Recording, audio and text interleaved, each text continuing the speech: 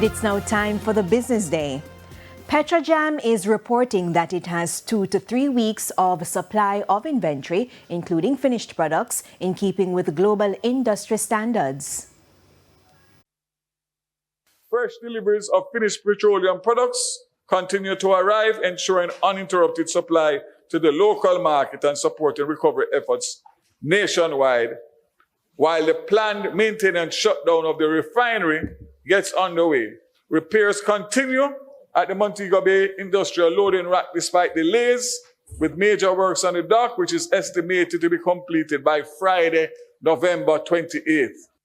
Energy Minister Darrell Vaz was addressing the House of Representatives yesterday. He added that all major distributors have resumed normal deliveries. SOL Jamaica Texaco has temporarily closed their Georges Plain site.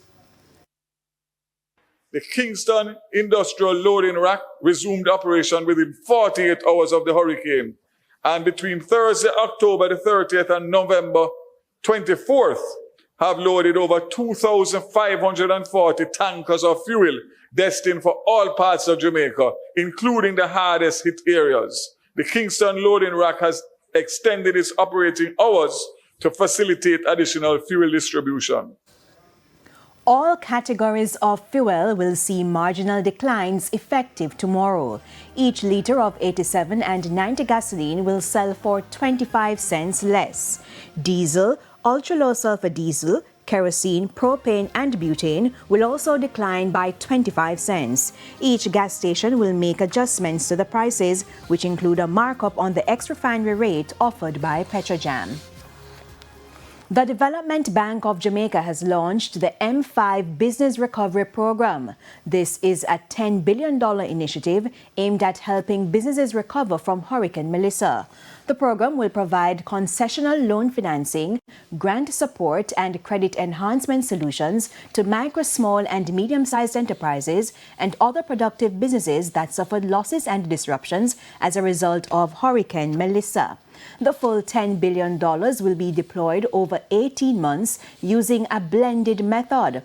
$3 billion from the government in Q4 of the 2025-2026 fiscal year, $7 billion in the following fiscal year, all through the Development Bank of Jamaica. Priority sectors include agriculture, manufacturing, tourism, and distribution. DBJ will soon release detailed guidelines and application procedures, enabling financial institutions to begin accepting applications. To the stock market now, the JSE index declined by 103 points today, while the junior market index declined by 16 points. The winners were led by Iron Rock Insurance Company, ISP Finance Services, Margaritaville Turks US dollar shares, Spur Tree Spices, Jamaica, and Productive Business Solution US dollar shares. The losers include Key Insurance Company, Fontana Limited, Paramount Trading Jamaica, Blue Power Group, and One-on-One Educational Services. 21 stocks traded firm. Foreign exchange trading ended with banks and cambios selling the US dollar for an average $161.28. The Canadian dollar is being sold for $114.57. The pound is going for $212.13, while the euro is selling for an average $186.94. And that's it for the business day. International stories are next.